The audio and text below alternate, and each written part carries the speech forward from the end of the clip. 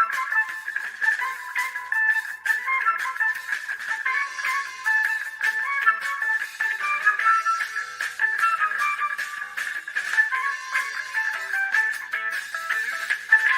want to welcome you to the beginning of your broadcast day here at WBCM in Springfield, Joplin, Missouri, your home of Pop Culture Minefield. And now, our broadcasting day begins.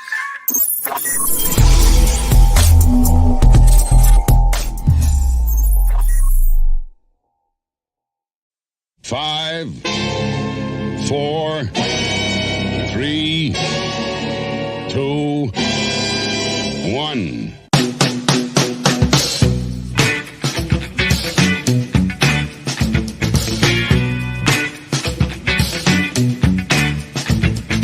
There's a strange light coming off that planet. Give me a position. It's on your flight path.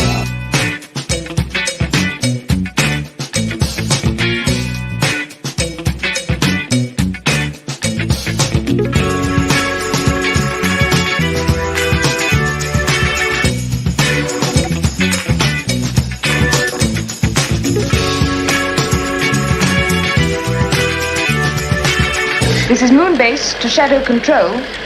Predicted trajectory termination, North Atlantic.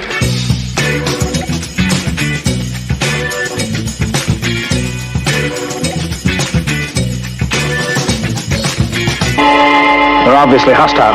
Okay, Lieutenant, let them have it.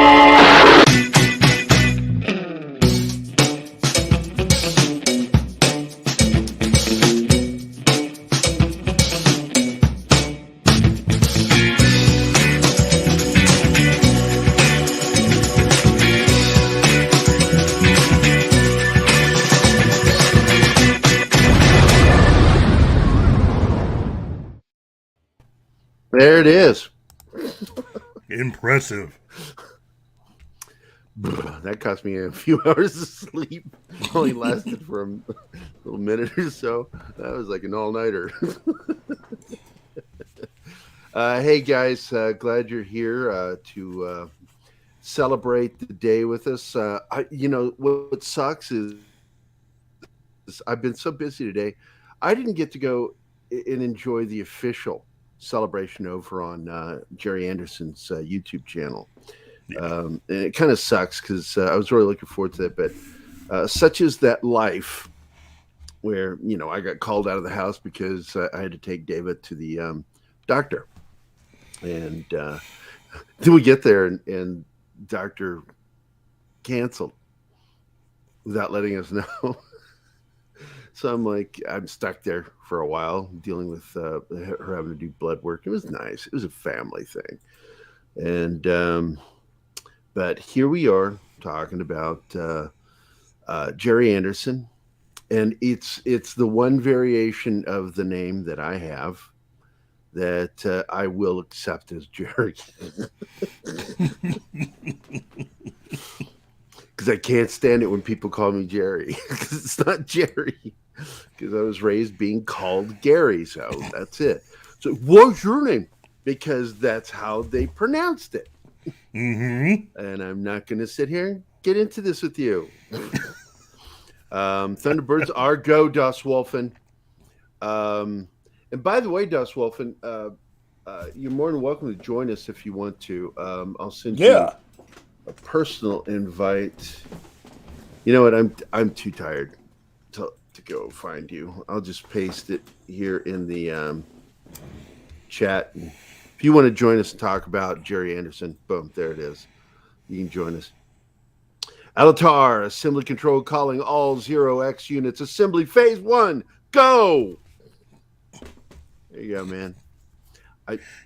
Rob, It I is. don't know what elbow cuff. What the hell is that? Socks, what's up, man? Well, it's good look. to see you guys. Rob, I love that Planet of the Apes one because what I love about that Planet of the Apes avatar you're using is even when I was a kid, I was like, what's up with his eyes? Because you could see the no makeup around the eyes, and it always freaked me out when I'm looking at it. Like, did they forget to put the eye makeup on? Martin, what is up, my friend? How are you doing, Martin? Oh, Dust Wolfen has joined us. I love UFO in Space 1999. Yes. Big fan. Hail back to you, my friend. War Monkey Hello. is here. Hey. That was a delayed reaction. John, you're a little slow. I wonder if we get a delay. John. Oh, he didn't have his headphones on. You Sorry, deaf motherfucker. By the way, this is not going to be a G-rated episode, despite it being about Gerry Anderson, because I reached out to our first announcer, the guy who announced our show, Duncan, who's I love him because let me tell you what I'll say about him real quick, just so I can describe him to you, because I told him what I was going to say about him, and he laughed his ass off. I said, Duncan is a limey cunt, I know, personally. An expatriate of the United Kingdom, living it up in Greece like some wild, greased-up pirate. Oh, and he has acted and been funny in many a film and television series. And, oh, he's a filmmaker. That's Duncan Skinner. He's also the announcer of our show and one of our opening titles. He's the English voice here. Hello. Welcome, Pop Culture Minefield. So he made a little video for us. I thought I would play it real quick. Here it is. So I hope you enjoy this. This is Duncan talking about growing up in England and loving Gerry Anderson shows. The general rule of thumb with science fiction TV of the past was that the really well-written shows, Doctor Who, Star Trek, The Twilight Zone, The Prisoner, weren't made with that much money. I think The Prisoner had a fair amount of money spent on it. The more expensive shows, and Space 1999 was the first really big budget science fiction TV series. The writing is not what it could be.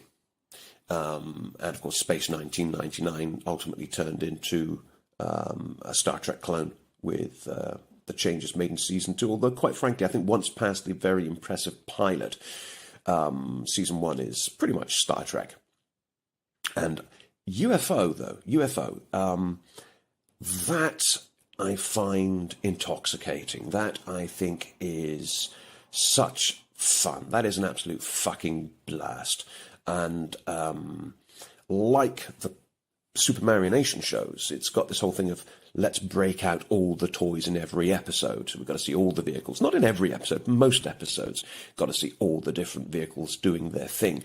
There are some good stories there, but these are not shows where I expect brilliant writing, but a lot of fun, especially UFO. Space 1999, not so keen, but I love it. I love the aesthetic. I love, well, yeah, it's groovy. Anyway, what really jumps out at you when watching Gerry Anderson, and I love Gerry Anderson, and UFO is a real favourite of mine. Yeah, 1980 as seen from 1970 with the whole futuristic projection going into overdrive and really overdone. Understatement is just something that happens to other people, obviously. But what really jumps out at you when watching Gerry Anderson stuff is Thunderbirds and Captain Scarlet, etc. You're basically looking at cinema, not what you normally get from genre TV programs of that period. So if you look at Derek Meddings's miniature work and the editing when International Rescue are doing their thing, yeah, all right, Derek Meddings would go on to Bond and all sorts of things. There is a difference in scale with the miniature work from what you would have in Bond or whatever, which is entirely appropriate because you're talking about puppets. And that's also the case with the miniature work in UFO. There's still that issue with scale, although it's not an issue at all in the supermarionation shows.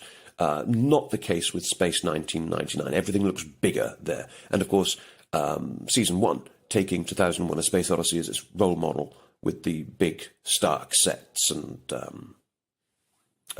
lack of banter and stuff. More clinical.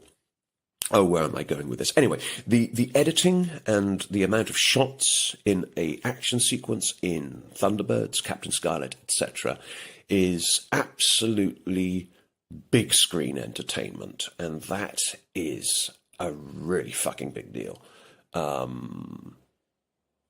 Yeah, that basically. Love Gerry Anderson. So much awesome stuff. There you go. That was really good rant about it from a guy who actually, like us, grew up on the Gerry Anderson shows while living in the UK, which is where his shows were produced. And what he did in that farm there in Surrey is amazing. Gerry Anderson, his wife, Sylvia, they would put together some amazing programs. And it was just this little house, really. And everybody kind of lived there, worked there, and it created because they didn't think they could be able to afford doing a big studio and or live actors. So their shows were populated by puppets, marionette puppets. And they started really in the late 50s. But the shows that I grew up on, and I'm sure many of you knew, really were the big hits, Thunderbirds Go or Thunderbirds. And then there was, I watched the crap out of Captain Scarlet. And Supermarionation, what that was, and there's a really good documentary on this. I think it's even available on YouTube. That explains that Supermarionation was something that they created, which was a connection between the reel-to-reel recordings of the audio that would trigger, the voice would trigger mechanisms in the dolls' heads, the puppets' heads, and make their mouths move. So they would sync with the dialogue when they were talking. It was really cool. And they came up with this in the early 60s. It's like, wow, that's brilliant. And of course, that stuff looked awesome to us kids because I grew up on G.I. Joe, 12-inch tall G.I. Joe. And that's what that looked like to me, is like action figures acting. It was, oh my God. And what I couldn't believe is there weren't any toys available to us in America. Yeah, we were kind of left out. We were kind of left out with a lot of that stuff. Series like starting with Supercar in 1960-61.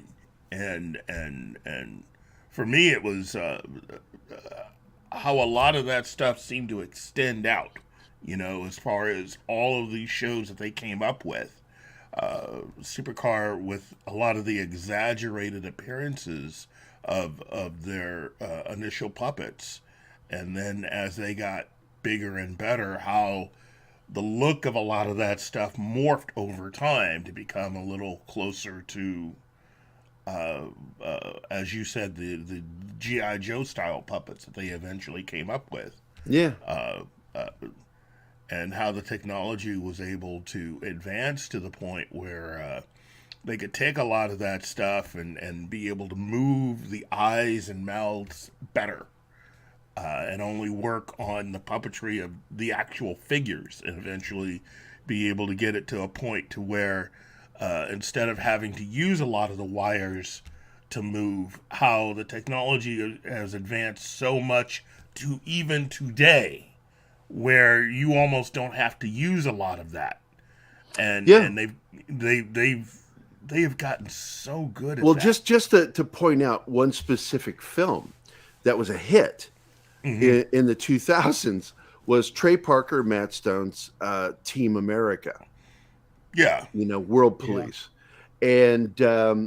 And of course that was done by the Chiodo brothers, better known for Critters and Killer Clowns from Outer Space. Woo, but Chiodos. Trey Parker, Matt Stone hired the Chiodo brothers to help them create that marionette world that was like those classic shows.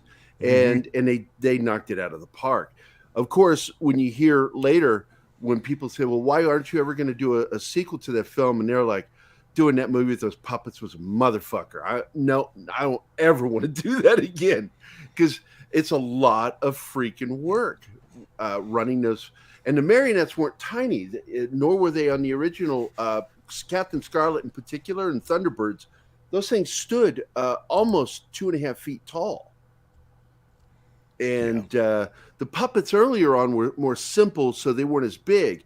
But by the time they got to those shows and they had to put electronics in the head to move the eyes and all that shit, to light up the eyes for some characters. There was a villain I remember with scary ass eyes. And my God, man. And well, no wonder they eventually moved to people. Well, yeah, because after Captain Scarlet, the next show was UFO in 1970. And but let me go back to our chat, because I want to make sure I say hi to everybody. PJO is here. That is Dork Knight's mom. Deleted Scenes, our good friend Steven. He's at work. It sucks. Pacific 414. Good afternoon. How are you, my friend? Of course, Das Wolfen, who's on the show right now. Like he look at him. He's like, I can't believe I'm on the show right now. I'm just so goddamn, man. It's so, oh, he's talking to me. No, he's talking about me. You bet, John. John's cool people. Hey, who's that Pop Culture Minefield in the chat? Screw that guy. Six is here. Hey, you know what? I have to do everything. Yeah, I'm gonna fuck up every once in a while. I have no help doing this, so I'm not surprised I got something wrong. Thanks for putting it out. Hopefully everybody will be able to get here. I'm sorry. Emoji. I don't know what that means. Howdy Martin, War Monkey. Let's see, anybody got any questions or statements? Let's go through. Duncan McLeod of the Clan McLeod. I do want to show you something that Duncan did. I did the movie poster for his film Bunny Pooh Salad, which has finally got a release. And that is just the center area. They wanted me to do the additional faces to the right and left. I didn't have time. I told them I just don't have time to do the poster, any more additions. But the centerpiece was the original movie poster. It's hand painted again. But I'm really looking forward to seeing this. It's very much in the vein of Monty Python meets some of the crazy web comedies that you're seeing today. And very proud of Duncan, man. Known him for a long time. And like I said, he's the guy that did our first intro. Yeah. He did the update for the, this show is not for children. If you're under the age of 18, fuck off. He said, you silly gits. You don't belong here. But let's see. Yeah, I don't care about that. Keith, stop it, man. You're making me highlight you and me and stuff. Awesome One is here. And Mark D with a C. What is up? Mark, I put it in the chat. You can scroll up. If you want to join us, you're more than welcome. Anybody that was a big fan of this show, join us. There it is. It's in the chat. Let's see. Eagle is one of the coolest ever designs. And as many people know, it's not here at this house. It's in storage. I have a 3-foot handmade eagle from a friend of Keith's and mine, Brian Ray. And he made that and then gave it to me as a birthday gift. I'm like, yes, I'll take it. I remember. Check out a lot of our episodes from the first and second season of the show, and you'll see it. So. Yeah, because I love showing that thing off. And I remember when I walked out of his house with it, I kept turning around going, I'm leaving. You're not going to be able to stop me. I've got it. I'm going. Because I thought he was going to Indian give that thing any second. Yeah, there's a lot of really cool models out there. I also have the, I think it's either Revell or APC model kit for the Eagle One, and it's a smaller one. But I haven't put it together. I haven't put together any of my models in the last 4 years. They're just sitting in storage, waiting for me to have a place to build them. Let's see. Well, the really cool thing about the Eagle was the only. You just used the word only. I said one of. Oh well, it's not the only thing, but one of the best things about it is it married the fantasy with realism. Yeah, it looked like a vehicle that could actually exist. Well, Medding actually used Derek Meddings. He used a lot of the inspiration from 2001: A Space Odyssey. Yeah, which was also based in reality. That's why everything feels so real in it. And the same thing with Space 1999. And you can feel 2001: A Space Odyssey with some of their designs, especially the interiors. But let's see, we got any more? Not yet. They're talking to each other out there. Let's see. Here we go. I never saw either 99 or UFO. Earliest show I remember watching is either Buck Rogers or Battlestar Galactica for Space Once. War Monkey, you are on the wrong fucking show. You're kind of young if that's your earliest. Yeah. Yeah, because neither of those are even in no. But we love those shows, but they're not Gerry Anderson's. Lovely Sherry is here. Hi, Sherry. D. Bud Martin, Fireball X, that's right. And of course, Stingray is in our opening titles. I did not include Fireball X. I forgot about getting footage from that. Yeah, Duncan's awesome, man. I want to see Keith's Spider-Man shirt. There you go. Pijo wants, or is that, who is it? D-Dub Martin. D-Bud. There you go. Classic Spider-Man. Spider-Man. I don't want to get. I'm not that good a singer. We wouldn't get called. There you go. Claimed by saying it would just be awful. MPC has the license. Okay, that's who it was. All right, thanks, man. Purple Valkyrie, are you joining us? I was hoping you were joining us. You should. We are lacking British blood here. We need somebody representing England. Jesus Christ. And I sent you an invite. And I'll put it here in the chat one more time.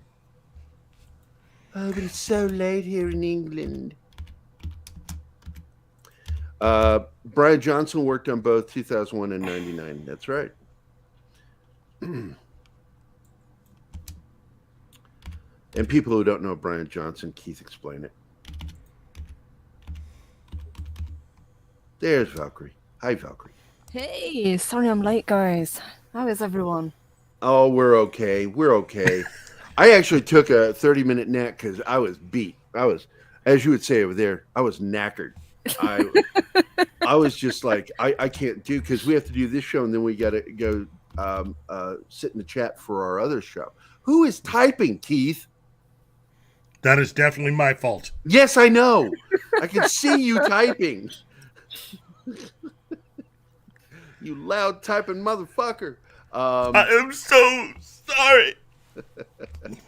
So, do you have any early memories, Purple, of watching Gerry Anderson? I do. I definitely remember watching Stingray when it was on.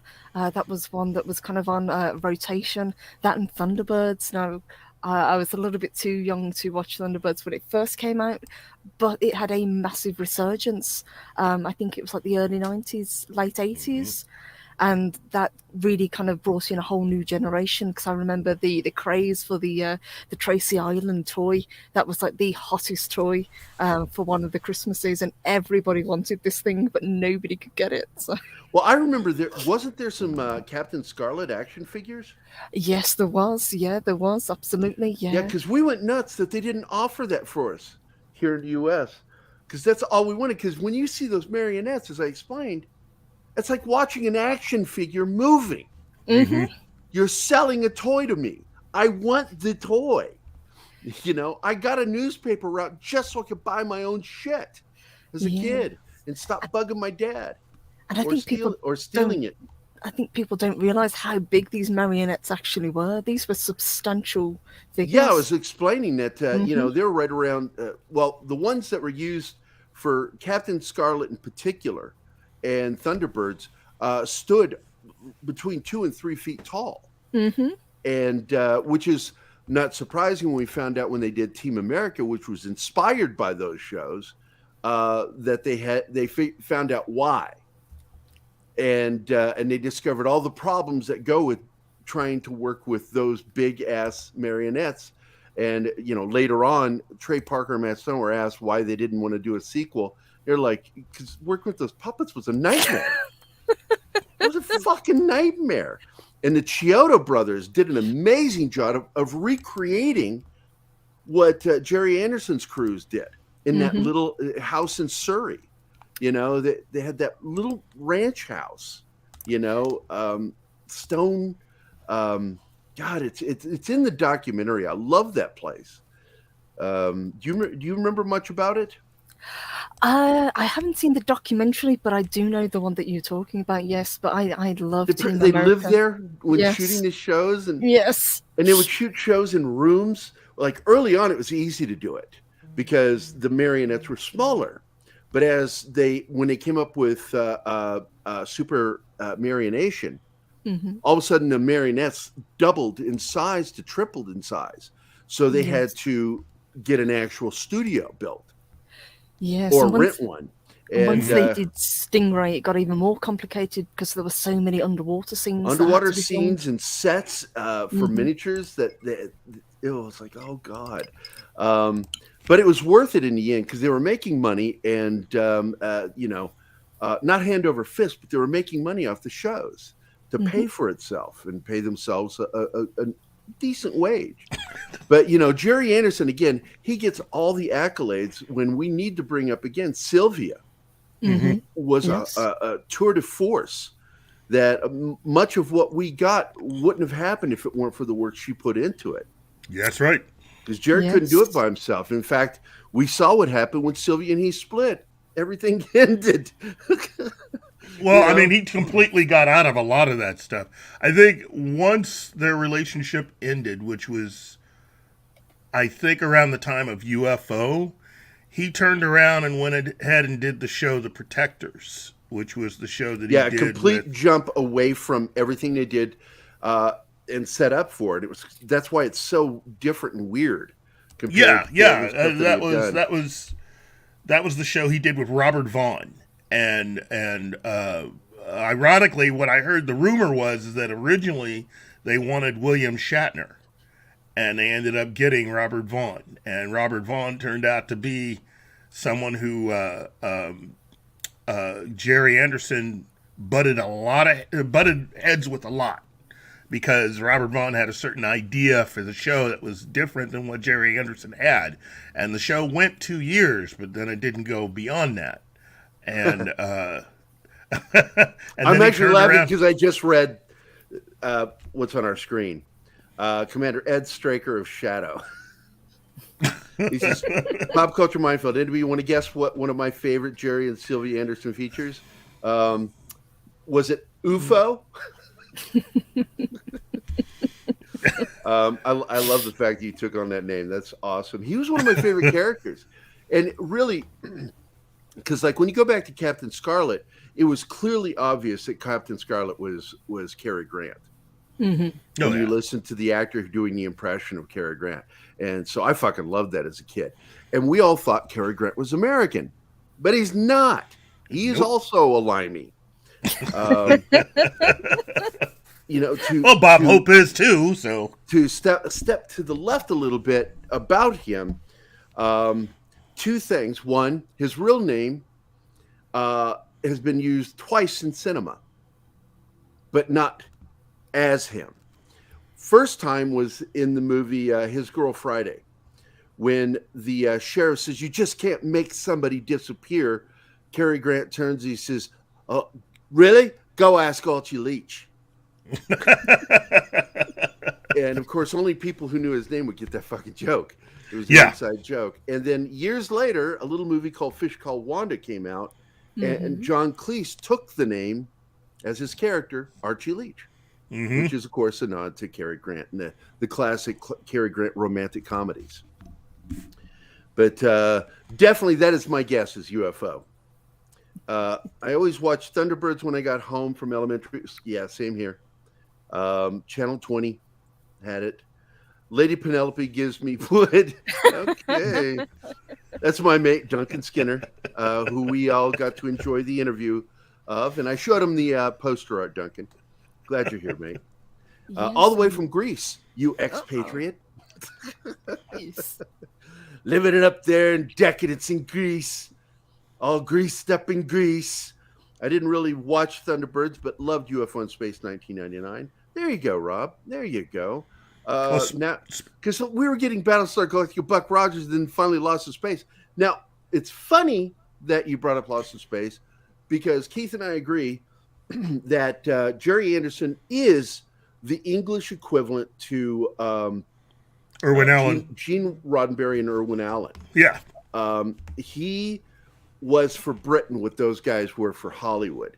Mm-hmm. Agreed, they made a lot more money than Gerry Anderson. A lot. But I don't think that they brought as much pleasure than to us kids than Gerry Anderson did. I know I was extremely happy. Well, Gerry Anderson. Hey, Mark. Hey. Hey.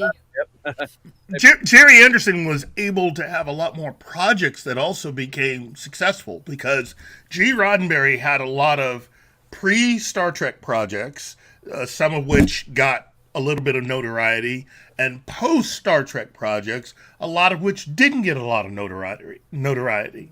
And then you had, the same could be said really for Irwin Allen, who had a lot of pre-Lost in Space projects, Voyage to the Bottom of the Sea, the movie that got nominated for visual effects for the Academy Awards, and he used all of that. Introduced us to Barbara Eden. Yes.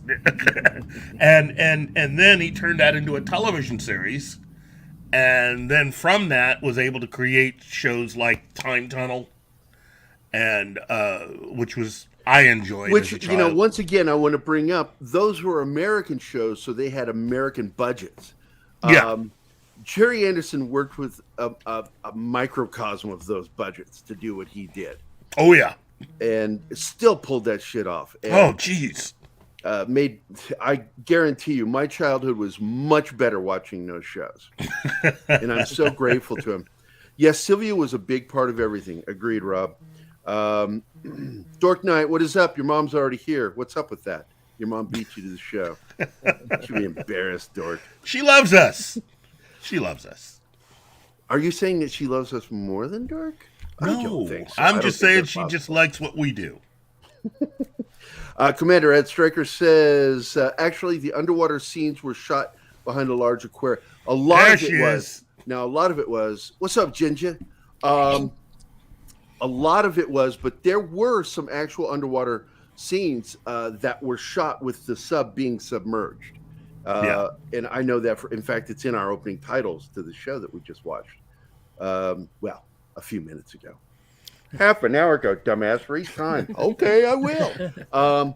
Commander Stryker also, thanks a lot for posting. War Monkey says, oh, Gary or Jerry. I don't know which one you're talking about. Did another puppet one. Jerry did another. You're talking about Jerry. Called Terrahawks. I've never seen it. I watched that one and loved it, and I've heard nothing but good things for it. I've never gotten a copy of it. Well, Gerry Anderson in later years pretty much disowned Terrahawks. Really? Yeah. Yep. Why is that? That was a shame because I really liked Terrahawks, and that was one of the latest ones that they did. That and Joe 90, I think, never gets enough credit. Yeah, Joe 90, I remember that one. I never watched it, but I know about it. Let's see. War Monkey, again, talking about Lost in Space. I always loved the Swiss Family Robinson in space feel because it was actually, there was a comic book before there was a series that was called The Space Family Robinson. And it led to lawsuits between Irwin Allen and the comic publisher. But eventually, I think he bought them out. And So eventually, Lost in Space referred to them as the Space Family Robinson 2. And then Gold Key turned them into a comic book, defeating the whole purpose of the original Space Family Robinson. But the original comics were really pretty good before the series. Nothing like the series. Well, kind of like, because it's a family lost in space. So Named the Robinson. Yep, Robinson. Yes, UFO is my favorite. Love the Moon Base Girls. Yes, you notice I added that into the opening titles because they were sexy as hell. Man, yeah, my young boy rubbing on pillows. That's what I gotta say. TMI. Well, I didn't say I did it. Young boys did that. Oh, okay. It was totally me. Dork Knight says, wait, she loves you guys more than me. LOL. I'm not a stoner warm. Oh, okay, he's talking to him. Okay. Hell Dork Knight indeed. Sadly, he's probably not going to join us because I doubt he watched any of this shit. Greetings all. Gerry Anderson live stream, so good. Completely agree. I'm so excited to be doing it and also be seeing you. I see that you have a very cool I just forgot his name, the prisoner number 6. Thank you. Jeez, I had a brain fart. Let's see, D Bud says, I've only seen the first episode of Joe 90. More than me. I've never gotten to see any of it. Just I've seen footage such as, on trailers, etc., or in the documentaries about Gerry Anderson. I know who Gerry Anderson is. Sounds like someone a boomer would like. Oh my God, Flaccid Phoenix. From my heart, fuck you. For all of us here, fuck you. Love you, buddy. Terra Hawks had a cheesy theme that I love. It did. I'm surprised Gary keeps mispronouncing Gerry. You're not going to get me on that one. And I did make it clear that all of my friends from the UK are allowed to get away with calling me Gerry. And because my partner who's Scottish calls me that. 70s rock fan calls me Gerry. Jetty, as he says it. Okay, I knew there was a connection. Always wondered what was it. Cool info. Man, am I ever going to get caught up with these chats? I think I am. Here we go. Gary will be canceled one day. We know which door he's going through. The back door. Fuck you. Oh. You fucking asshole. Pop Culture Minefield. Joe 90. Cool. 1969. A free LSD without the LSD. Lots of fun. Even a more violent kid show than Johnny Quest. I don't know. Johnny Quest had some really good violence in it. Yeah, like shooting and kicking and punching and strangling. Fun, but very, very trippy. Yeah, I concur. Having not seen it, I don't know. I'm just concurring because I felt I should. CJ Batpunk, what is up? You are never getting caught up with the chat. Not with you in the chat now, Matt. You're going to intentionally just keep pushing it to where I do nothing but talk about the chat. And I'm come on the show, Matt. If I had a director, he would basically be hand-picking the stuff for me. Before there was a Team America. Yes, I brought that up earlier, buddy. We talked about the inspiration of all those shows on the Chiodos and Trey Parker and Matt Stone. And ironically, after they did the film, once again, they were asked, would they like to do a sequel? And they went, no fucking way. That was a nightmare working with the marionettes, doing scenes. It was a pain in the ass. And I'm certain that they were like absolutely empathetic with the difficulties that they went through with all those shows from Gerry Anderson and Sylvia, and why Gerry and Sylvia eventually went to live action. Got the fuck away from puppets. Yes. But you are correct. Read this shit. Acknowledge me. I will, Matt. And Matt, if you want to join us, and you're welcome to. Here it is again. Anybody that loved those shows and wants to jump on here, there's an invitation. You're free to join us. So, could I ask you guys which was the most popular in the US? Was the one that really kind of took off over there, or was it? Well, I got to tell you, Scarlet, Captain Scarlet came out in the early 70s here. And this is before Space 1999, before we saw UFO. And I think it was 70, 71 when we got Scarlet. And I remember that's all we would talk about at school. The Mysterons and all that shit.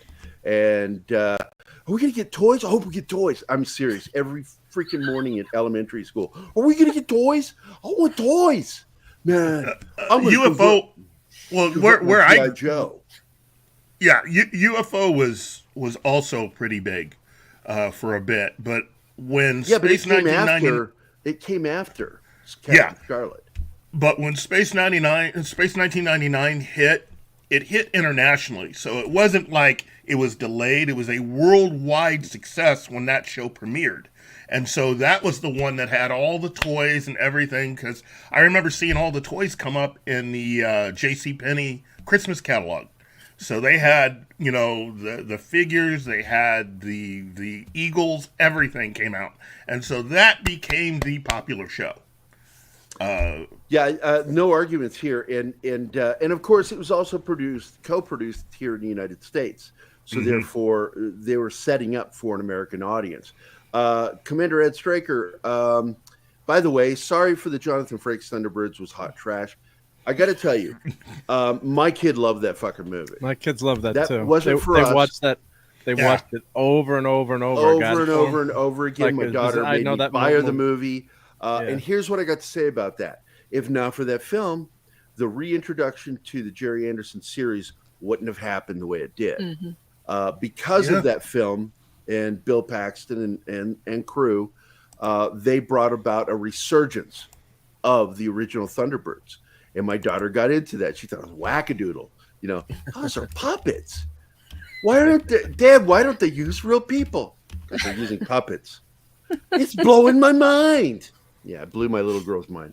And Amazon did the series too after that. Reasons.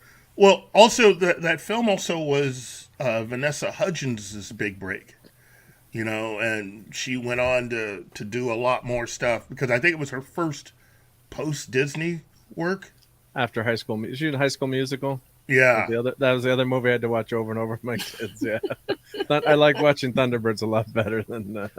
I will tell you, it was so great. I mean, with the toys, and even though I know real Thunderbird fans probably don't like the movie. Well, we all wanted also the UFO toy. We wanted that UFO because that was the coolest thing, and the Interceptor. Rob Altus says, I actually saw UFO after Space 1999, and I'm not surprised because UFO was in syndication. So therefore, you didn't know where and when it would pop up. Space 1999 was an actual network show. That was NBC, as I recall, right? No, it was an international syndicated show. Yeah, but what network aired that? Because I remember it being on American TV. I think it was on NBC in New York, if I remember. See, that's what I remember it as too. Is NBC? I remember the NBC. Then the show would start, and ITC would pop up on the screen. And we knew that for the Muppets, and we're like, oh, yeah. ITC was what it came up as when it syndicated in '75, and I think for me it was just the syndicated. One of the 2 or 3 syndicated stations that I had in the area where I was living, and that's Northeast Ohio. Oh, God, I knew you were going to bring up Ohio. God. Oh, I'm sorry, Gary. I didn't know it would disturb you so much. No, I'm fucking with you. That he really hardly ever brings it up, but when he brings it up, I like to say, oh, you got to bring that up again. They're calling the next... Ohio. They were calling it the next Star Trek, when that came out, and it was a huge deal. Well, season 2 was Star Trek. It was Monster of the Week thing, and the writing went to crap, which you heard in Duncan's. And I'm going to play it again. Our good friend Duncan, who was in the chat, I don't know if he is. It's middle of the night over there in Greece, so he's probably already asleep. It's an hour to 2 hours later than you in the UK. And I'm going to go ahead and play this 3-minute that commentary he made. It was really... The general rule of thumb with science fiction TV of the past was that the really well-written shows, Doctor Who, Star Trek, The Twilight Zone, The Prisoner, weren't made with that much money. I think The Prisoner had a fair amount of money spent on it. The more expensive shows, and Space 1999 was the first really big budget science fiction TV series. The writing is not what it could be. And of course, Space 1999 ultimately turned into a Star Trek clone with the changes made in season 2. Although, quite frankly, I think once past the very impressive pilot, season 1 is pretty much Star Trek. And UFO, that I find intoxicating. That I think is such fun. That is an absolute fucking blast. And like the supermarionation shows, it's got this whole thing of let's break out all the toys in every episode. So we've got to see all the vehicles. Not in every episode, most episodes. We've got to see all the different vehicles doing their thing. There are some good stories there, but these are not shows where I expect brilliant writing, but a lot of fun, especially UFO. Space 1999, not so keen, but I love it. I love the aesthetic. I love, well, yeah, it's groovy. Anyway, what really jumps out at you when watching Gerry Anderson, and I love Gerry Anderson, and UFO is a real favourite of mine. 1980 as seen from 1970 with the whole futuristic projection going into overdrive and really overdone. Understatement is just something that happens to other people, obviously.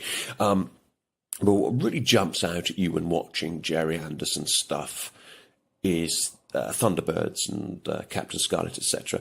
You're basically looking at cinema, not what you normally get from genre TV programs of that period. So if you look at Derek Meddings' miniature work and the editing when International Rescue are doing their thing, yeah, all right, Derek Meddings would go on to Bond and all sorts of things. There is a difference in scale with the miniature work from what you would have in Bond or whatever, which is entirely appropriate because you're talking about puppets. And that's also the case with the miniature work in UFO. There's still that issue with scale, although it's not an issue at all in the supermarionation shows. Not the case with Space 1999. Everything looks bigger there. And of course, season 1, taking 2001: A Space Odyssey as its role model with the big stark sets and lack of banter and stuff. More clinical. Oh, where am I going with this? Anyway, the editing and the amount of shots in a action sequence in Thunderbirds, Captain Scarlet, etc., is absolutely big screen entertainment, and that is a really fucking big deal. Yeah, that basically. Love Gerry Anderson. So much awesome stuff. And that's our good friend Duncan, who also, while I was playing it, made a comment. And there's his comment. Early on during the complete run of UFO, I realized that my friend Despina Maru looks quite a bit like Gabriella Drake. Hence the sketches featuring Despina in our movie, that's Bunny Poo Salad, coming very soon. And I'm looking forward to finally getting to see the film that I did the movie poster for. So, very cool shit, Duncan. Thanks again, my friend. Let's see. I remember Thunderbirds being the first Anderson show that was big here in the U.S. in syndication. I don't recall them at all until later. Now, I want to welcome to the chat, our panel, Firefly, Mark 1, Alex. Are you a big fan of Gerry Anderson, Sylvia Anderson? Oh, God, it's a dead body. Oh, no, it's a toy. To the ground. Put that I up, know my friend. every single Gerry Anderson show going. I could name every single one. Can you hold it up? Can you hold that up? Look at that. Oh, That's beautiful. That is amazing. My pride and joy. Nice. Love it, man. Thanks for I'm sharing afraid that, it's man. discontinued. Thank Afraid you. it's discontinued. And your name's Alex. Nice to meet you, Alex. Yes, it's also Mr. AWK on FFSI channel, but tonight I'm bringing back Firefly Mark 1 for this occasion. Are you friended with us on Twitter? Because if not, Not make sure to friend quite, us. not quite. What I could do, I will send put a link out through Twitter. Yeah, because we want to subscribe and we want to share your link. If you can no send problem. that to me in private chat, Yes, I will do. send that link. I will make sure to share it so people can sub to you, and we can too. So let me get back to the Phantom Boomer. Phantom Boomer. I get so irritated when people call you and me boomers. It's like, we're not fucking boomers. We're Generation X. Jesus Christ. Yeah, we're the oh my god, I don't believe they did that generation. Yes. Or the we don't matter because we have no full control generation. But Boomer, yes, Supercar. I didn't get to watch that until much later, and I so thoroughly enjoyed watching it. Going, wow, man, I loved getting exposed to more early work by Gerry and Sylvia. Mm-hmm. Although some of the early shit is really freaky, and I'm just like, what the fuck were they doing? Were they high? those puppets look like garbage. But like look, man, they're just learning the trade. Well, What's I that, remember John? the. That's you, Mark. Yeah, sorry, I was gonna say I remember the Thunderbirds first, but we're getting old up, now. So I'm like, did I see Space 1999 first or the Thunderbirds? But I remember seeing D-Bud's a couple years older than me. I think I remember seeing the T-Birds first on probably like PBS and like Saturday morning, afternoon. So I think I remember the T-Birds I first. think I was a teenager the first time I even heard of them. And I'm like, what is this? And I saw the name, and I'm like, oh shit, I have to find out who these fuckers are. And I loved it. Yeah, I I loved it too. Yeah, I loved all the vehicles, and I did go up and grab this too. I've never opened this up, but maybe I'll take this out of the box. But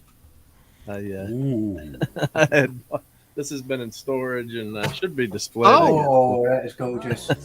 Look at So that. That is gorgeous. I'm afraid I've only got the smaller version of that. But I ordered this on Amazon and it showed up, and I was like, oh, I thought it was gonna be a small version, so maybe I'll, what the heck, open this sucker up. Oh, that's awesome, dude. Yeah. Oh, we're doing a live unboxing now. He's unboxing. Well, Hold why on. not? Don't do it yet. Don't do it yet. Let me get caught up with the chat here. Why are those puppets so terrifying? Because some of them really fucking were. Period. They were. And let's see. Michael says, "Ditto. No one reran it as so had to get it on DVD." Yeah. One of the first issues of Starlog featured UFO. And Starlog was our internet. Yeah. That was our internet. As nerds in the U.S., our internet was Starlog, followed by, what was that one that was done for kids through the school system? Dynamite. Scholastic. Dynamite? Yeah, Dynamite. Well, Dynamite. Yeah, Dynamite. And then came Cinemagic. Cinefastique. Cinefantastique came out in the Fangoria. mid 80s. What's that? Fangoria. Yeah, that came out in 79, 80. Once again by Starlog. Starlog had some of the best stuff. Cinemagic was their independent filmmaker magazine that Starlog published for up and coming filmmakers, because we all were. Mm-hmm. One of the producers on this show for a long time and helped us with a lot of stuff was my buddy Craig Edwards, who left me as kids. We left each other. He went on to work for Pee Wee Herman, doing all the miniature sets for his TV show.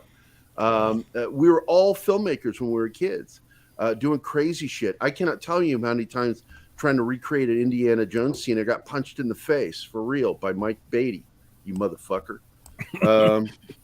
He's not watching the show. He's still recuperating from his knee surgery. Love you, brother. I'll make you watch this episode so you can hear it. Anyway, I get you with Starlog and how you found out about reruns later on. Yes, I'm a smart ass CJ Bat Punk. I think we all are. I can't see your sticker, Mr. Tickle Trunk, because StreamYard doesn't let me see what you guys post, and it's so stupid. But thank you for the 99-cent super sticker. I'm sure it's something completely inappropriate. So Gerry Anderson was inspired by Team America. Shut up, Kyle. All I saw in the 70s were in Southern California was Thunderbirds and UFO in Space 1999. I honestly did not see Captain Scarlet, Stingray, Joe 90. It was an Amazon Prime. No matter what, that you saw some of it, that's all that's important, really. You didn't have to watch them in the order that they came out. It's just that you were exposed to it and enjoyed it. That's all that really matters. Me, boomer, and proud of it. Okay. All right, man. That's fine. I'm just kidding. I don't care. I'm glad you are. Look, everybody should be proud of their age group. The reason why I'm not, I was born in that gray area, is because my parents were World War II people. You know, that's what the baby boomers were all about. Why they were called that. Because all the vets were coming home from World War II and also early Korea and coming home, banging their wives and having kids. And it was a huge blow up, and they were called the baby boomers. I was not planned, but I came out from two people that were not involved in that. They just happened to be weird people that had a weird kid. 7 of us. So there you go. Mr. Tickletrunk.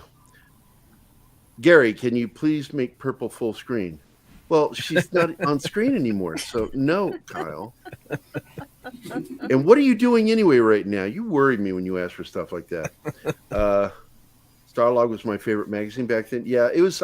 If you grew up in the 70s, man, at all, or even in the 80s, Starlog was the shit. Mm-hmm. And again, it was our internet.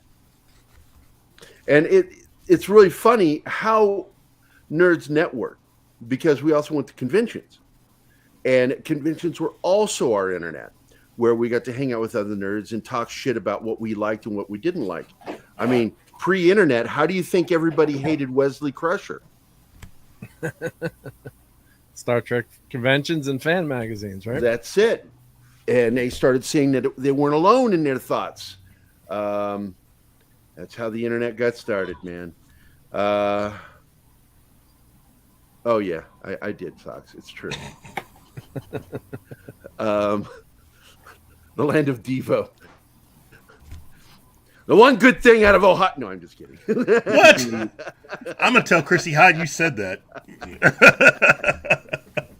I'm going to tell the Black Keys also. TOS, yeah, the original series every weeknight at 11. Because season 2 was run by Fred. Yes, that Freiberger. asshole.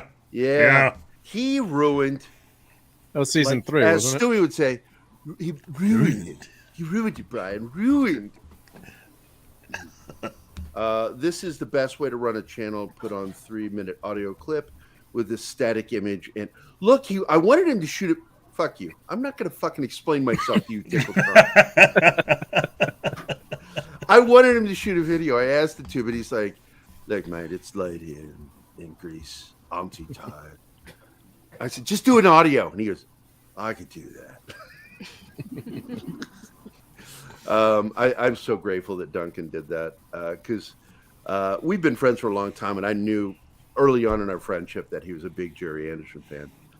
No, Space 1999, season 1, great. Season 2, yeah, again. What happened was he wanted to go with the Monster of the Week fucking way of Star Trek. So technically, season 2 of Space 1999 was the season 3 of Star Trek.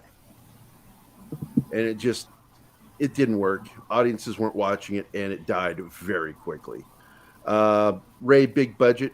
Go back to watching Irwin Allen. He outspent almost everyone. He was lavish, dude. Mm-hmm. The guy was so business wealthy. So he was able to just throw money at things. His first season, the pilot for he Lost had in the Space. Jupiter 2 exterior built 3 times during that series. Wow. Over the years, because it changed. Yeah. Modified. Mm-hmm. So yeah, totally. And while Gerry Anderson over in England was like, all right, some of us are going to have to go hungry this week, maybe for a month, two, so we can have this one effect. And that's the way they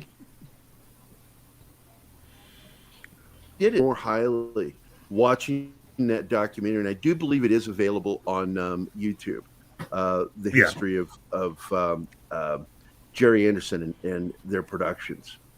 Along with Century 21. I also a brand new, some of the newer Gerry Anderson related shows are also up on YouTube. So you can actually watch UFO because I think they lost. Yeah, Gen X baby. I'm assuming you are too, Matt, and that's why you're saying that. Yeah. What's this? Why are you typing weird? To mess with you. You hit your cap locks and left it locked, and then hitting the cap lock to unlock it and at the wrong letters. It's like that scene with Michael Meyer when he says you're putting the wrong emphasis. You're putting the emphasis on the wrong syllable. That's what this. We get the message though. Yeah. Gerry Anderson. Duncan is a posh English accent, right? Isn't that what that's called? Yes. Purple. Yes. Are you still there? He Sorry. has. Yeah. I had to go party, love. So Duncan has what's referred to as a posh English accent, right? Yes, received pronunciation. Yes. Yep. Kind of like you. I'm not saying anything. I have to suppress my accent so people can understand. Well, what I'm saying. I hear something that says, "I've lived on the east side of London." Am I incorrect? Do I catch that? A little bit, yes, but yeah. Think further north. Oh, you're not from Liverpool. Jesus, you don't have that. No, in between.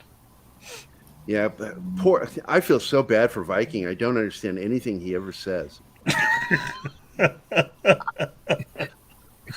By the way, we have a prank for him when he comes on next. I think you'll appreciate it.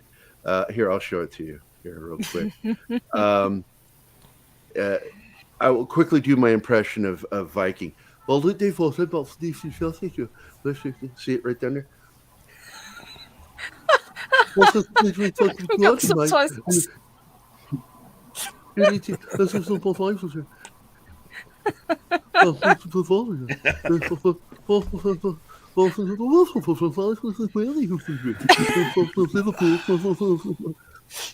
So there you go. That's what I'm going to do to fuck with him. I put subtitles. I'll have to have something other than that background. I need something darker so the fonts show up. We won't understand what he's saying then. I just love fucking. I love fucking with Viking, man. I don't know what it is. He's so awesome. One, I understand every word he says. It's just, I think it's funny, the joke. I started with him and I just keep it going. I don't know what you said, but it's great. Thanks for sharing. Or when I was talking to our guest that night, thanks for pretending to understand him.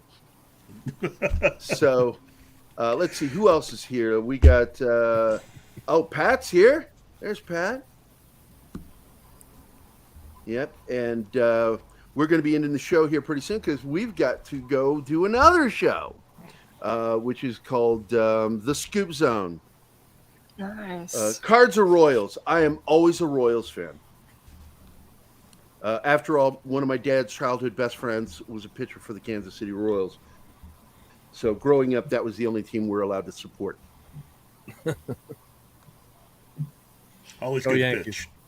And that's the answer to that question. Let's see. Yeah, Space 1990 is beautiful, but I would prefer 2 more seasons of UFO. Well, technically, there's a little documentary on this that season 3 of UFO is actually years the release, but there was a planned season, but it evolved into Space 1999. And that's a fact, Jack. Let's see. No Cadbury cream eggs, purple Valkyrie. You'll probably have to look those up since you're into country where weird food comes from. Yes. Have some kippers, mate. Would you like some kippers? We deep fry our Cadbury's cream eggs over here. Deep See, fry. I've got the gap, love. Look, I'm Terry Thomas. Oh, sir, you'll show one. Oh, jeez. Behave. I love Terry Thomas, man. I loved him as an actor, and him having a gap, because I always had a gap. It made me feel so good. And then what's her name? Lauren Hutton, sexy model actor or actress, came up. Oh yeah, I remember Lauren Hutton. I don't feel alone anymore. I feel so represented. Identity politics. Go fuck yourself. Anyway, moving on. Let's see. Phantom Boomer just hit 70 months. I think boomers were birthed 1946 to 1964, but there is a gray area between 62 and 66. And I was one of those people that fell into that gray area, not being a boomer, but being a X-Gener. Because even my psychology makeup is, Generation X. I hated hippies, but I hated them because they were gross, not because of what they represented. That's the difference. Let's see. I'm not seeing any more questions here. So I'm wanting to show something before we go. It's called The Evolution of Puppetry. Don't forget if you want. Oh, yes. You still got the big... let's do that first. Yeah, let's do that first. Don't tell me what to do. I'm interested to see what you... Yeah, you're not the boss of me. So, it's been... I think we're... Look, I'm caught up, guys. I love you guys, but I can't. It's Kyle is not directing the episode, so it's just me, and I'm getting tired. I'm worn out from the chat. I apologize. I apologize immensely because I love you guys. But I want to get to the action here with opening the fucking box. What's in the box? What's in the box? Do it. Do it. You got to free the toys, right? So that's what I always say. Free the toys. That's free right. the toys. Yep.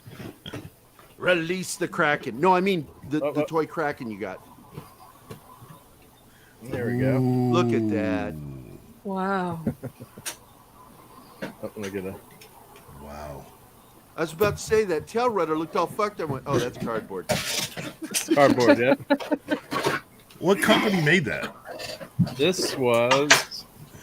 I bought it on Amazon, which doesn't narrow it down. Got ITV on here as a logo. Let's see. ITV Studios.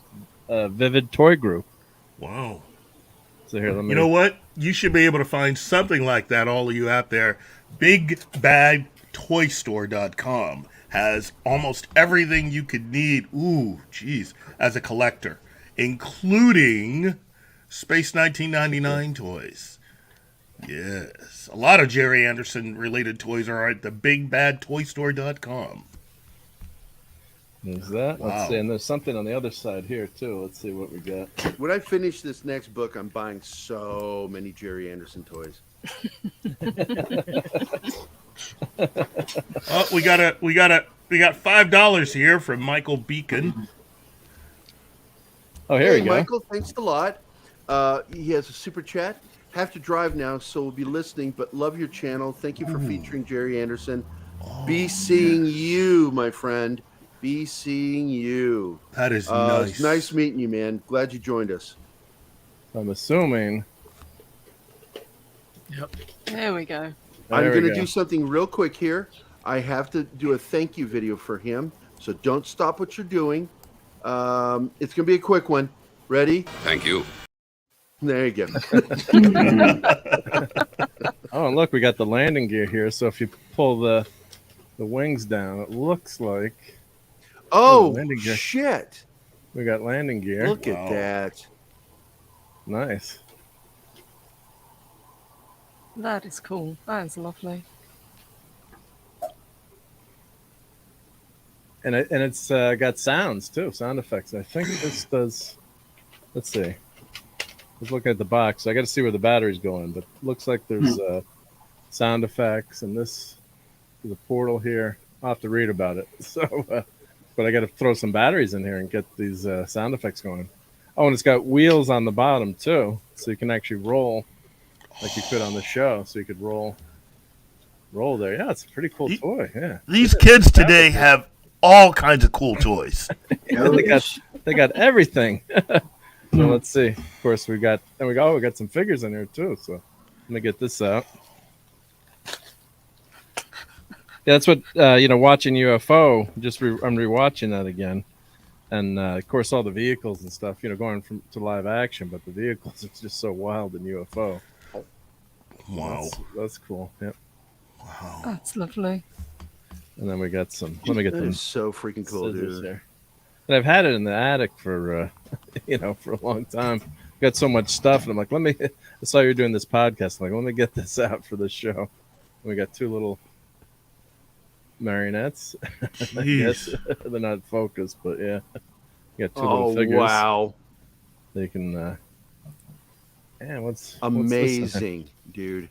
Or as David Spade would say, amazing. You got another movie. We have another super sticker. Seats, yeah. Oh no, super chat from Mr. Tickle Trunk, Canadian $2. Thank you, sir. Unbox slower, Mark. My pants aren't off yet. That's what replaced for Tickle Trunk. That's what replaced for, yeah. Mr. Tickle Trunk with another Canadian $2. Yeah. You unbox those toys. He's really enjoying it. Wait, he's not done yet. Oh, you're getting right up in the camera. There's the instructions. Yeah, I gotta. Here he goes. Well, as you can see, seriousness, I'm super jealous. Mr. Tickle Trunk says for another $2. Thank you. He's super jelly. Very cool. And for that, I'm going to give this amazing video. Well, about time for me to be hitting the old dusty trail. There you go. And show that again. There we go. Oh, yeah. All you got to do is get some wires and clear out your room and make it into sky color and land on down. Build a big, huge house-sized diorama. Yeah. Where the you wife and your would family love that, live right? outside the house. You live outside the house. Inside the house is for toys. Yeah. Period. Oh, here's where the batteries go. Oh, God. The batteries go. Mr. Tickle Trunk's getting turned on now. This is where the batteries Let's see. This has got to be the batteries here.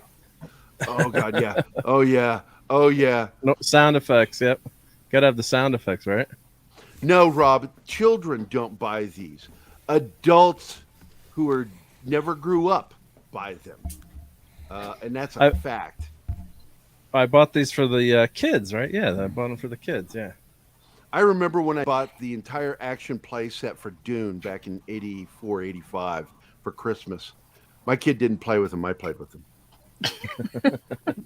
All right, well, I'm going to have to run and get one more AAA battery because, of course, the AAAs are not double A's, which I have on my desk. Oh, I totally get you, Mr. Tickle Trunk. I totally get you. So I'm going to take you off until you're back. Yeah, I'll be right back. I'm going to get another. Gerry, can I just say one thing about this Thunderbird 2? Yeah, man. I'm holding my hand. Here, let me make you center stage. There you go. Okay. That's fucking badass. Lights up. Wow. But the legs do go up and down. Oh, that's sweet. That is so cool. But it takes forever. All I can say is that if anyone wants to get their hands on these, look out on eBay because these are discontinued now. Really? Oh. I hit the wrong button. I was leaning forward and hit the button because I was looking at it. Yeah. Like, where'd it go? These are discontinued now, which is such a shame.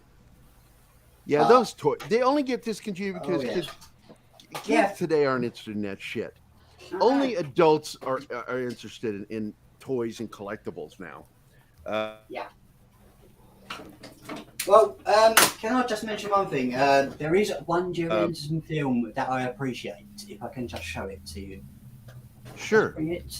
Because this film never gets any love, and this is an all-star cast, Journey to the Far Side of the Sun. Oh, yes. Yep.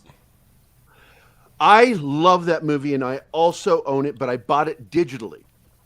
This film was the prelude to UFO. All the sets from this film went on to UFO. And amazingly, there was a cast member in that movie that was in another UFO series called The Invaders. Yep. And he was the astronaut in that movie. And it's a very good film. I enjoyed the concept of that there is an opposite Earth on the other side of the sun. Yeah. And we're in constant, we have no contact with one another because we're always on the opposite side. And the whole idea of that when I was a kid blew my mind. I'm like, is that possible? Theoretically? So Could happen, man. Fucking love that movie, dude. And I do own it. I bought it, I think through Amazon as the digital copy. I got it on Amazon at a reasonable price. It hasn't got much like special features on it, but it is worth the watch. Yeah. Now, what does Brett say? Now, Brett Cohen's here from Australia. He's in the future, mate. He's in the future. And Brett says, though Gen X is responsible for the current situation, wanting their kids to get participation awards or just showing up. Those were the lowbrow, basically garbage pail kid versions of Gen Xers. Those we know quite a few of them. In my family, I have some that are just like, what the fuck is wrong with you? Everybody wants to know why my kid is so like well behaved. Was a manager at the age of 17 because I raised her the way I was raised. You know, but you get some of these people, it's like, I want you to have everything I didn't have. Well, how about a better rearing? You know, isn't that important too? But no, some people just buy them with love. And I also met quite a few people our age that liked befriending their kids. It's like, that's not your job. That is not your job. Your job is to be a parent. You are to be an annoyance to them until you fucking die. You're such an annoyance. Once in a while, buy them cool toys. Yes, exactly. Now Mr. Trunk says, now you get him too, Purple. I do. Yeah, he's having a grand old time today. Happy Easter to you, my friend. Yeah, we go. Blame wine moms. Is that what you just said? Let me go back. Where's that? That was Kyle. Blame wine moms. It's like, okay, honey, do it, everyone. I was a latchkey kid, man. Or as my sister always loves to phrase it as, we were neglected children. Now we're latchkey kids. My babysitter was a television. That's why I'm so weird. And why I know so much about movies and TV. Because I watched way too much. But I do want to show this video here, and I think we'll all enjoy this. Let me share the screen. Share screen.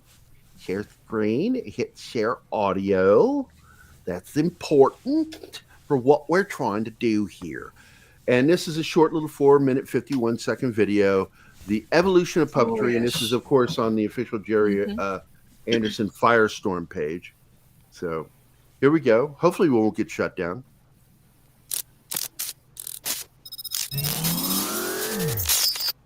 Throughout his 50-year television career, Gerry Anderson's name was forever associated with puppets, something of an irony considering he never set out to work with them. But now his puppetry legacy is about to continue with Gerry Anderson's Firestorm. In 1957, Gerry Anderson's first puppet television series, The Adventures of Twiddle, produced for writer Roberta Lee, was the only work available at that time, and the basic and nightmarish nature of the puppets she presented him with made him determined to refine and improve the process as much as possible. By the time of Supercar in 1960, the puppets were beginning to look more human, although occasionally that was debatable. A process by which the puppet's lips would move in response to pre-recorded dialogue was introduced, and then given an unforgettable name. Supercar was the first Anderson series to be filmed in glorious supermarionation.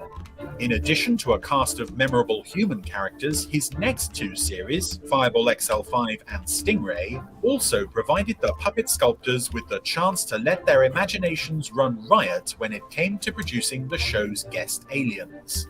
Stingray was also the first Anderson series to feature puppet characters sporting several different facial expressions.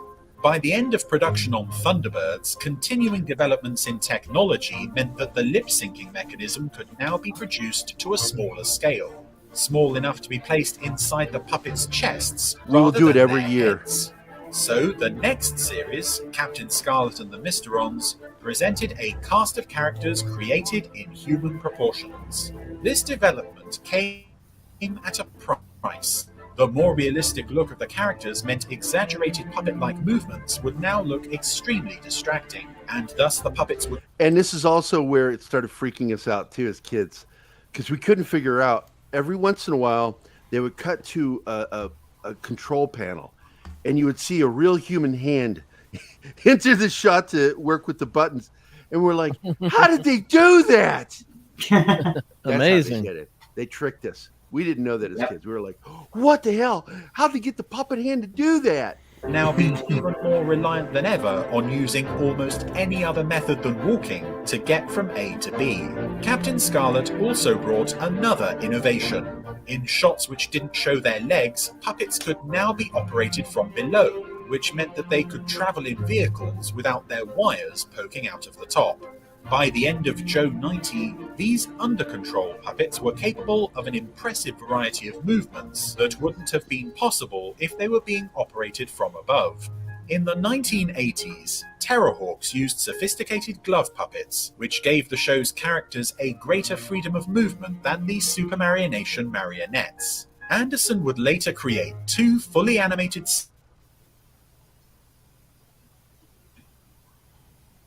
series using the stop-motion method, Dick Spanner and Light, another full series using puppets. Although thought by many to be a lost art, the supermarionation puppetry technique is still being kept alive on projects such as Filmed in Supermarionation and Thunderbirds 1965. But a whole new generation is waiting for the next Gerry Anderson puppet series, and Anderson Entertainment knew that they were going to have to take a giant leap forward in puppetry to capture the imagination of a modern audience by evolving Anderson puppetry into a brand new method. That method is ultramarionation, which builds on nearly 60 years of puppet development. While resembling the puppets from the Thunderbirds era, ultramarionation puppets can do things that their supermarionation ancestors sometimes struggled to, such as walk, run, and jump out of exploding buildings. Notice the weapons they use. Control via a range of methods, it looks like including rod, from Space 1999, remote control, occasionally by strings or wires, and feature advanced facial animatronics, enabling them to express emotion like never before. Heading into production in 2019, Gerry Anderson's Fire. You can find a bunch of these episodes on YouTube. Incredible 60-year legacy like never before, and bring puppetry firmly into the 21st century for a brand new audience. Just a tickle drunk kid.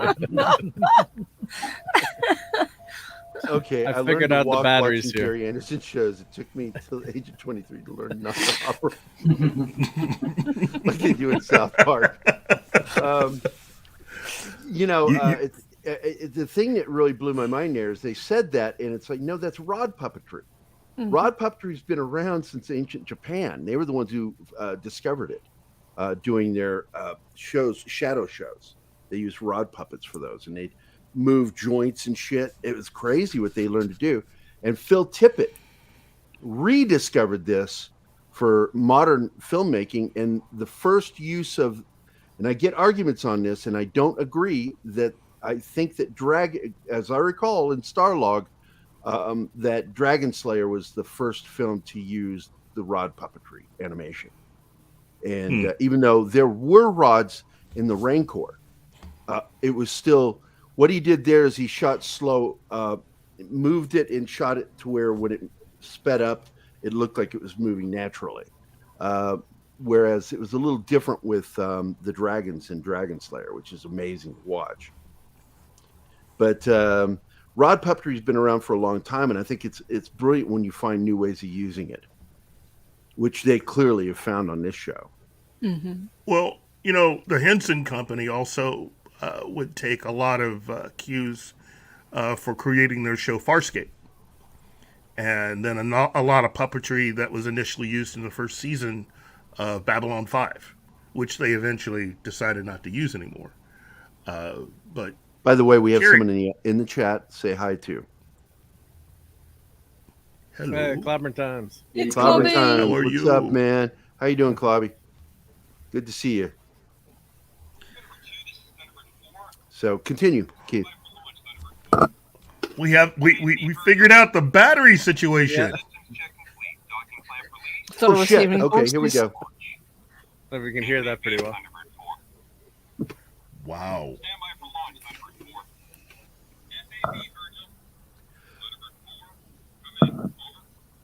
One thing that he understood was that there was a future in the American audience with these shows.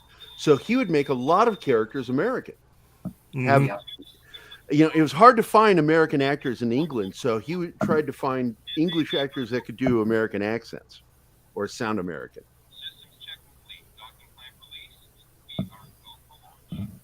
That is so Mark freaking D with cool. the C, you're going to eventually have, at this rate, you keep showing toys like this, you're probably going to have to launch your own OnlyFans. You realize that, right? Yeah. The question is, how did you sneak that past your wife? Yeah, that's the running joke. You got to be home for. You show her the money. At the packages. You'll make a lot of money doing it. You only show her the cash, man. You don't have to show her how the much sausage sell is made. this shit for, right? But I picked this up. This is one of those Amazon deals that was like one of those quick sales, flash deals. I'm like, oh, Thunderbirds, and I thought it was going to be really small. When I got it, I'm like, oh, it's a big package. I've got so much crud out there. That's what she said. Come on. I set myself up for that one. It's a big package. Yeah, we're going to drop that. And it's got sound effects. Oh, cool. When you drop it, it gives you the sound effects. Nice. Well, usually it does. Yeah. Well, this is the end of the show because Keith and I have to prep for joining the chat for our next show, which is, of course, the Scoop Zone. So I want to thank everybody for being here today. It was really great. Thanks for dropping in, Clobber Time. I appreciate it when you guys are great. And we have the best chat. Ironically, we share the chat with a lot of you other shows. And that's fine because we have an amazing community. And as I always tell people, this is a community. This is a family. This is a network. And we work together. We support each other. And this isn't the web. This is television. And this is our channels. All of our channels. Each one of our channels is the new TV. And it's one of the things I love about Mexican Iron Man. When we had our first conversation and why he teamed up with us was because he liked that I understood that. This is TV. Mm-hmm. We're making entertainment, but at the same time, we're educating every once in a while. When we have to. Anyway. Paul, don't make me educate. Oh, that's Keith's job. Keith's the educator. I'm the smartass on the show. I'm here to say stupid shit that piss people off. And so far, amazingly, I've never gotten any hate mail. Nothing. I've just had the occasional, did you say this thing? And I'm like, yeah, I did. Okay, education. Here's my first lesson of the day. Everybody just learn how to say, wow. I'm saving up all my hate mail to deliver to you in person. Hey, somebody's watching our show right now. What's going on?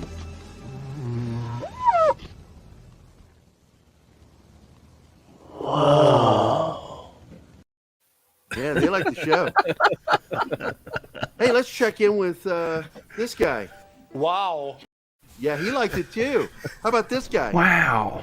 Yeah, everybody's loving it. It's a good show. We do our things. Then we get this one asshole. How dare you! I tell you, we get him. Thank you guys for showing up in the chat. Just wonderful, wonderful fucking day. Gerry Anderson Day, man. Happy Gerry Anderson Day. Yes. I think it should be Gerry both Anderson Gerry Day. and Sylvia Anderson Yep. because they were a dynamic duo. Oh, They yeah. really were a power couple back before England knew what the fuck that meant. Did you like that joke, Purple? I did, yes. Okay. A very, very British power couple, absolutely. Yeah, very British power couple. In America, they're like, what? Wow. And if you haven't watched UFO, that. go seek out UFO on YouTube or Amazon, or it's a mind blowing. UFO Space 1999. Yeah. And Captain The Scarlet, highly Thunderbirds. recommend it. Thunderbirds, definitely. The movie Thunderbirds Go, great film. Good stuff to check out. Gerry Anderson. The entire series of The Protectors is also out. I always forget that show because yeah. it just doesn't. It's not part of it to me. But it is Gerry Anderson, absolutely. Also, is it possible I can mention that he did do other side projects and all before, that didn't come to fruition for a TV series? And one I can name is Space Police, which turned into Space Precinct. Yep. Oh, yes, I've seen that. Yes. Yep. Good stuff. But Firestorm it's is on nice YouTube. meeting you, Firefly. Make sure you friend us. And I've we're gonna. already done that. We are going to do this once a year, every year. Celebrate this day. Hope to see everybody back here.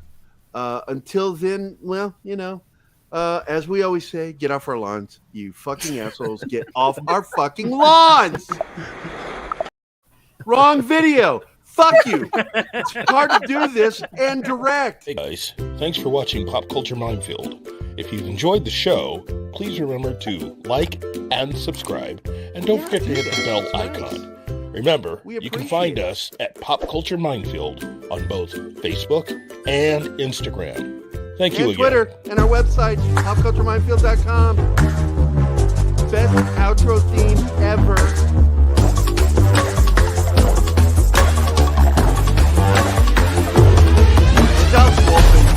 He's like that when he hangs out with us too. He's quiet. Keith and I do all the talking. Tell me I'm wrong. Sat at that table. I was drunk, telling jokes. John just laughed. That's all he did. I don't think he's probably something for an hour.